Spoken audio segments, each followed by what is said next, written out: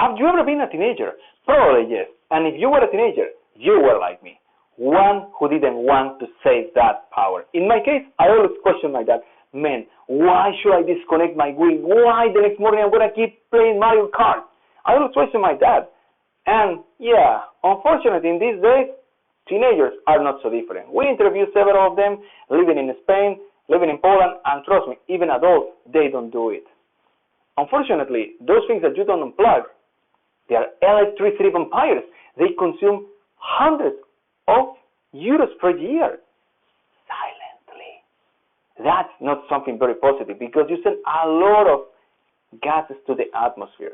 In my team, Green Hoven, we started to think in how to solve this problem because we believe that one of the greatest problems is related to those gases that you send to the atmosphere.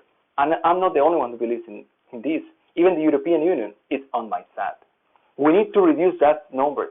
And unfortunately, the Netherlands is one of those producers. It uses 75.2% of their energy comes from natural gas and coal. That's not the healthiest things on the earth. So we started to analyze, hey, how can we make this place more breathable, even though it has some breathable environment? The first part is to start doing awareness. Transforming only those things that only show you the forecast, this is the thing that directly affects you, and they start showing you a challenge that helps you to understand how breathable is the place. And not only that, empowering you to start reducing that power, saving that power.